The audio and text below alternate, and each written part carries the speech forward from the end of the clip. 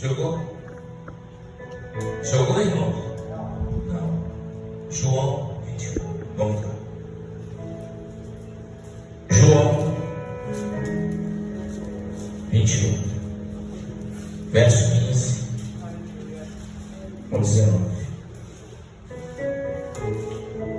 Quando Jesus encontra eles estão decepcionados, então estão feridos, os corações de todos os discípulos estão feridos. Eles todos feridos, machucados, decepcionados consigo mesmo, porque abandonaram quem? O Mestre. Não foram fiéis até o fim. E Deus mostrou a infidelidade deles. Eles estavam com aquele sentimento de quê? Culpa. Ó, nós estamos trabalhando com o terceiro sentimento. Falamos da rejeição, do medo, agora culpa. Culpa pode paralisar alguém? Pode. Culpa paralisa. E quando o homem e a mulher é paralisado, qual é o espírito? Desânimo. Para desânimo. Desânimo. Tira desânimo. Você sabe qual que é o nome do principado? Quer saber o nome do principado? Piton. Piton. Eu vou te explicar como que é. Ele enrola aqui e fica aqui. Ó. Ele vai matando, ele vai tirando as forças e vai soprando aqui no ouvido. Ó.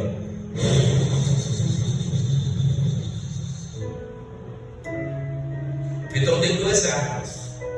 A cauda, que afeta todo o órgão masculino e feminino, mais femininos, por causa das emoções das mulheres, por causa do hormônio. Em tempo ele usa aquela cauda, ele vai ferindo, por isso que dá cisto no ovário, porque dá problemas no útero, as mulheres de ramo dos úteros, é por causa de Piton. E Piton trabalha com outro principado. Quer saber o nome? Sim. Sim ou não? Sim. Eu estava com o pastor aí. Farmaqueia. Farmácia, drogaria, farmaqueia. Droga, farmaqueia. Você sabia que a origem dos remédios começou com feitiçaria?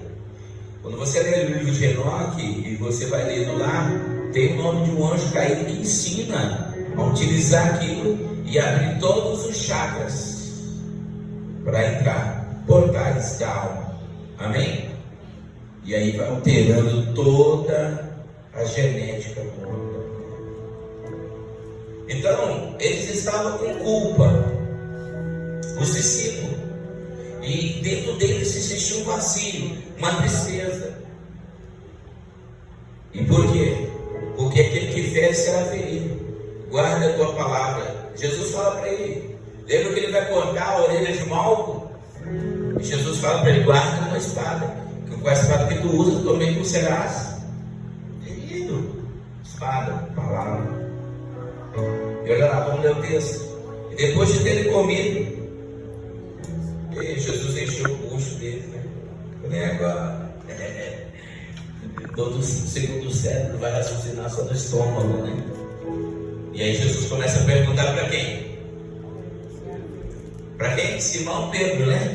Kefa. Simão Pedro. Simão, filho de João. Amas-me mais do que estes? Nossa, essa pergunta é forte. Respondeu-lhe, sim, Senhor. Tu sabes que te amo. Disse ele, apacenta os meus cordeiros. Você já conhece a história? Quantas vezes ele caiu? O trauma em Pedro, que o diabo estava atuando contra a vida dele, tinha 3 níveis. Quantas vezes Jesus ministrou nele? 3. E por que Jesus pergunta, tu amas a mim mais que esses? Por quê? Exato. Você pode ver que na Bíblia tem 2 camaradas que ficou com senso de culpa. Tomé. Lembra que quando Jesus aparece, vem Tomé. Mas Jesus não está reprovando Tomé, não. Eu vejo muitas pessoas pregando mal, falando mal de Tomé. Jesus não está reprovando Tomé. Tem que ler o texto, gente. Jesus não está reprovando Tomé. Porque aquela fala que Jesus está falando não é reprovação. Jesus veio para Tomé. Gente, Jesus veio para você hoje. Glória. Gente, Jesus sentar na cama com você, pastor. Fala assim, pastor, o que você precisa? Pastor Elton. Imagina, o Senhor fala com você. Imagina o Senhor falou, vinha hoje lá na sua cama, acordar, falar com você. Jesus está aqui, irmãos. Glória. Por isso que eu falo, no nível do que você sofre, Deus precisa entrar nesses níveis para reparar os níveis. Quantos níveis que ele foi ferido? Que ele feriu o Senhor. Quando ele feriu o Senhor, ele foi ferido. O espírito dele, a alma dele e o corpo. Que o corpo, você já viu a pessoa com culpa? Nós vimos essa semana. É quarta-feira, não vimos a culpa. Como que é? E a culpa chama os outros espíritos. Já estava chamando esse espírito do mal para tirar a vida. Ei, gente, vocês estão aqui, vocês estão prestando atenção? Culpa. Não brinque com culpa. Estou falando debaixo de Jesus. Uma irmã de 18 anos, pastor Nova. Eu perguntei a ela, por que a senhora não casou? Não, porque a palavra faz isso, mas a palavra também. A palavra de Deus não é prisão, irmão. Quem saiu do casamento, quem que aprontou, quem fez isso foi o outro. E a senhora está livre. E ela teve um estalo, caiu as escamas dos olhos dela. Falei, não, a palavra não é para aprisionar. E o inimigo estava usando o quê? A palavra para aprisionar a vida da irmã. Ei, Satanás usa a palavra. Tem que tomar cuidado e perguntar quando o Senhor lhe falar: Senhor, é tu mesmo que fala comigo? Porque Satanás mente. O diabo mente. A mente, se não tomar cuidado, mente.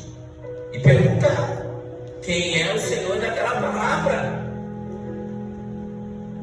Ao perigo. Precisamos da palavra revelada. Amém. O rema. Eu falo, precisamos do rema. Para continuar andando, amém? Então, quando nós somos restaurados, o Senhor restaurou o coração dele? Sim ou não? Sim. Então vamos abrir Provérbios 30, se você crê nisso. Ou da mesma forma que você crê, você vai receber. Glória. Então o Senhor restaurou o coração dele. Provérbios 14, 30. Quem achou pode ler. E nós já estamos terminando de começar. Glória. Aleluia. Para que espírito é saúde para o corpo, mas a inveja corrói como câncer. Engraçado, né, pastor? Desde que nós chegamos, nós estamos falando desse espírito de inveja. Inveja de um som que você tem. Inveja da capacidade do outro de ensinar. Né? Porque uns têm capacidade de falar mais hebraico, outros não, né? Não é verdade?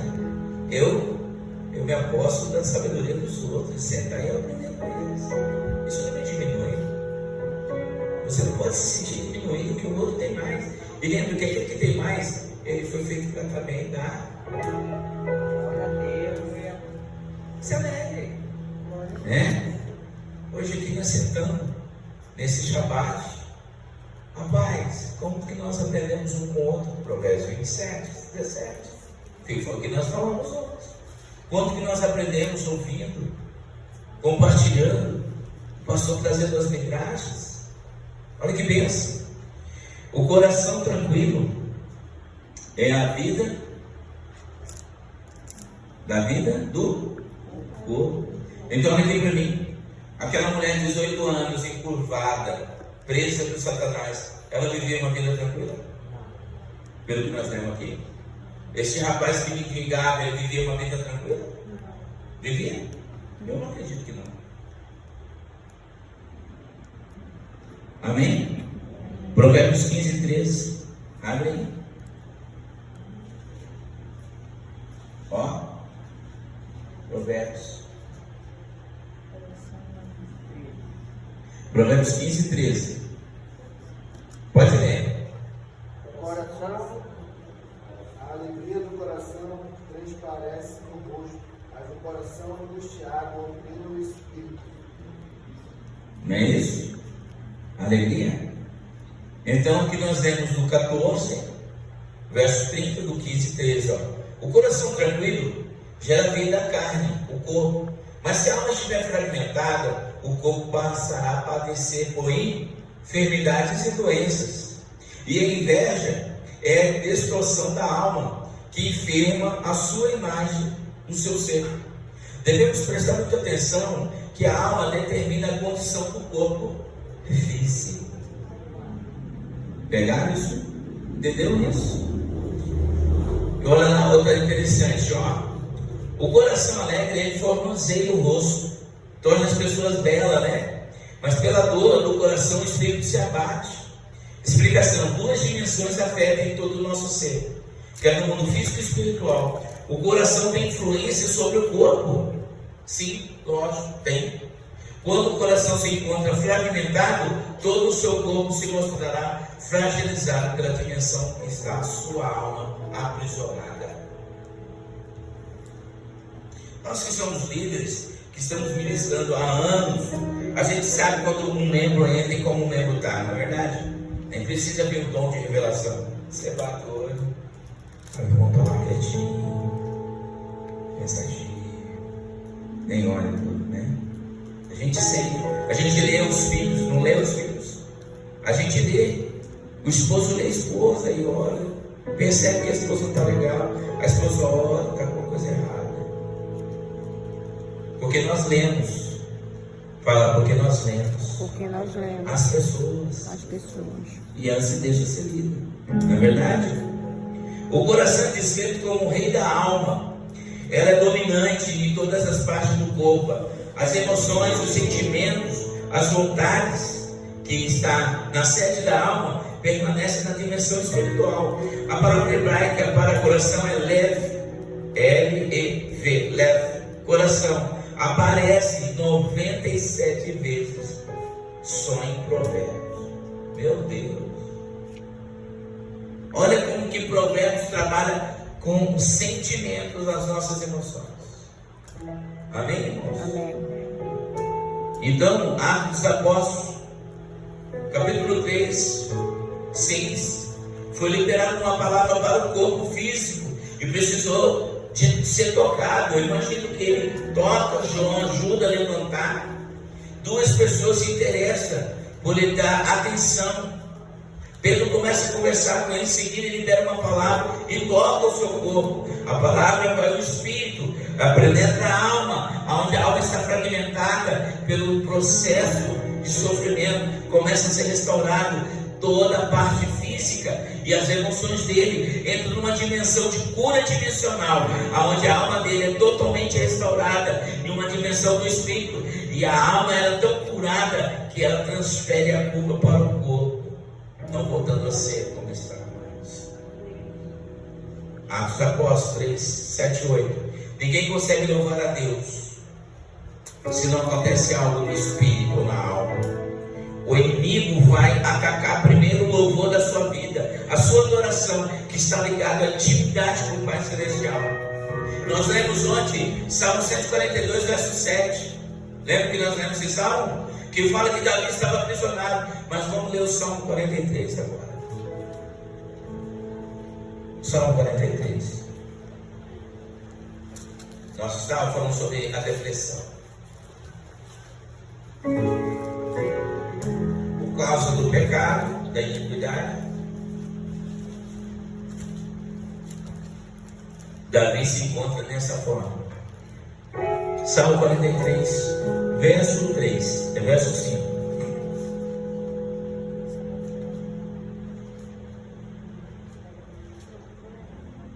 Está escrito assim. Vamos ler o verso 3? Aleluias.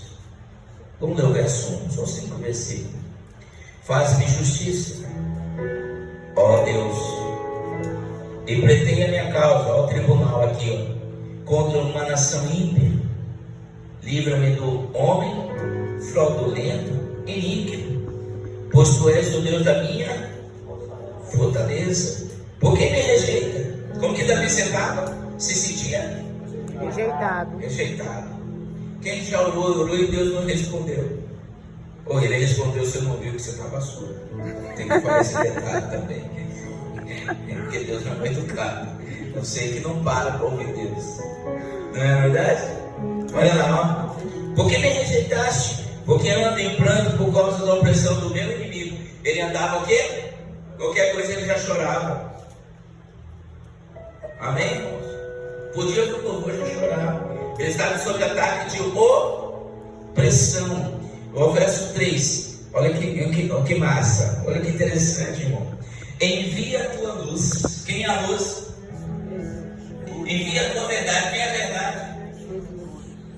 Para que me guie. Leve-me elas ao teu santo monte e a tua habitação.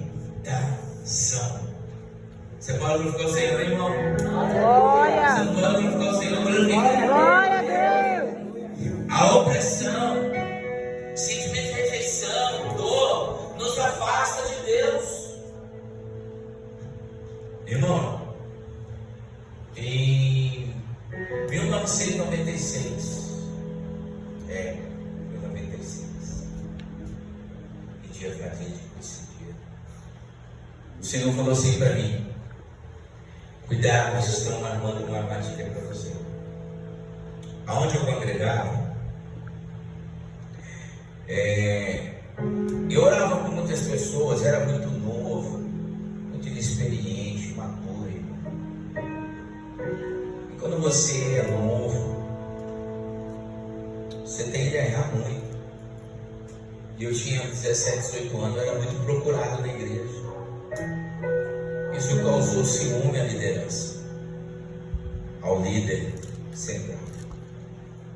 E o Senhor falou assim: prepara que Ele vai remover você.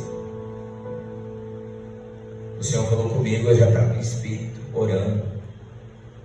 Eles fizeram uma reunião, estavam uns amigos que andavam comigo. Ele falou assim: você tem certeza que você vai colocar o irmão no banco?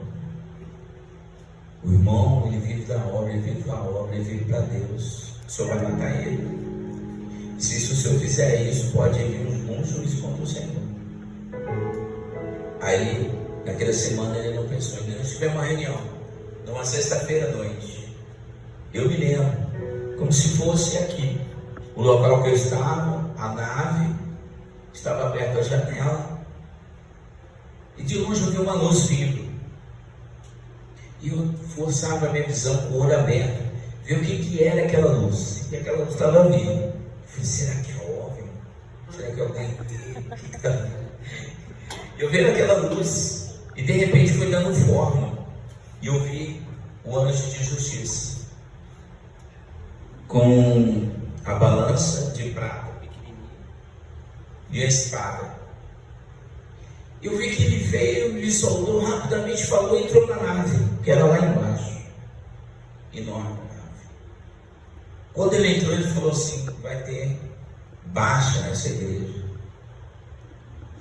Ele falou para mim, quando acabamos de orar, virei para o líder daquela congregação e disse: ó, vai ter baixa nessa igreja. Ele tomou um susto, que ele olhou assim. No domingo, ele me chamou, me removeu de todas as atividades. Eu entreguei toda a parte de liderança. Eu digo para ele: o Senhor havia me preparado. Eu me lembro que, por causa disso, voltei a trabalhar, vida secular, menos de um mês. Comecei a trabalhar dentro de uma instituição chamada USA, União Social de Assistência em Casas. Voltei para Casas. Eu fiquei 1 ano afastado do Senhor. 1 ano. Aquilo me machucou de tal forma, irmão. Me feriu de tal forma, que fiquei 1 ano. Não ia para o culto, às vezes eu ia, não queria. Os meus amigos me oferecendo vinho. Aí eu começava a beber, começava a chorar, ficava lembrando das coisas. Eu falo, não vou ver esses negócios. Mas eu estava lá, nas trevas, o Senhor falava comigo. Deu em torno de 3 meses, veio um irmão e falou assim: irmão, o Senhor revelou para nós que o Senhor era justo, que o Senhor não tinha cometido nada de errado. O pastor que estava na igreja, ele foi removido do cargo dele, quase foi morto na porta da igreja, foi revelando várias coisas. Eu estava ouvindo ele falando, e naquele dia eu estava numa fossa, eu estava numa tristeza profunda, estava doendo, aquilo estava me machucando. E aí eu virei para o irmão e disse: depois que vocês matam, enfia a adaga no coração, depois você vem falar que eu era justo, irmão. E segui, foi essa a resposta que eu dei para ele. Aí ele abaixou e ficou triste, pensativo ali. E eu fiquei 1 ano afastado diante do Senhor. Mas eu estava afastado porque eu não congregava mais, eu ia à igreja. Aí eu começava a chorar, aquilo me trazia muita dor. Vinha as lembranças de viagens, de muitas manifestações. E um dia, eu orando na beira do rio, que lá é Pantanal, eu estava orando na beira do rio, era o pôr do sol. Eu estava sentindo a minha miséria e a dor. E o Senhor veio e falou comigo: permita te curar. Eu me tive para cá e falei: Senhor, está doendo. Ele falou: está doendo em você? Deu muito mais em mim. E eu lembro que naquele dia eu fiz um techuvá lá na beira do rio, comecei a chorar. Eu lembro que o Senhor me lavou os lombos novamente. E quando eu voltei, eu procurei não se expor mais à minha vida. Comecei a ocultar. E eu comecei a aprender também que ainda que Deus me usasse, eu tinha que dar lugar para outros Deus usar. Eu lembro que uma ocasião dessa que eu fui na igreja, eu estava lá no último banco sentado, sentindo autopiedade, culpa, etc, etc, etc. E eu olhava para o altar, né? E eu disse: nunca mais eu vou estar naquele altar. Ó céu, ó Deus. E eu ouvi uma voz, e ele falou assim: o que é mais importante? Grave isso aí para quem gosta de título. O que é mais importante? Título ou a salvação? Eu lembro que pensei rápido, falei: eu prefiro a salvação. Muitas vezes a gente procura por fama, mas é preencher um vazio da nossa alma. A gente procura por reconhecimento por os homens, é vazio na nossa alma. A gente muitas vezes procura aplausos, procura multidões, é vazio na nossa alma. São áreas que muitas vezes a gente foge do Senhor, para o Senhor não curar. Você acha que Elias foi usado pelo Espírito Santo? Ele pede a morte, o Espírito Santo volta, ele está ali, ele está pedindo a morte. Ele anda 40 dias e quer se esconder. Ele estava com culpa e autopiedade, sim ou não, irmãos? E o Senhor chama ele: sai da sua cabeça, sai dentro de você mesmo. Lehai, sai para si. Tem hora que nós temos que sair de dentro de nós, irmãos, e deixar Deus ministrar. Porque muitas vezes a luz que recebemos do Senhor é para iluminar, não é ofuscar ninguém. Eu estava falando até para os meninos, em muitos lugares que eu vou, meu oculto, prefiro ficar escondido. Eu não quero isso, porque isso pode causar dor lá na frente. Ei, Deus está mandando falar isso aqui. Muitas vezes Deus está te escondendo, está te preparando.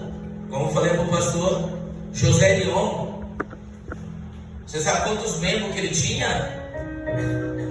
Ele tinha melancia, que ele pegava do pai dele e colocava os cabos de vassoura e ia pregar.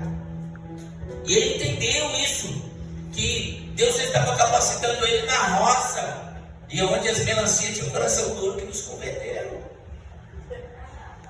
Até que um dia ele levou um altar numa igreja do mundo, na Coreia do Sul. Quando a gente está pregando o Senhor, rebata ele e mostra a igrejinha lá na roça.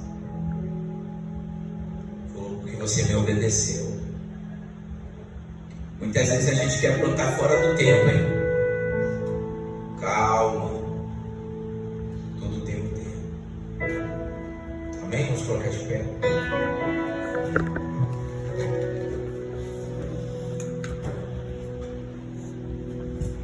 Aleluia. Glória a Jesus.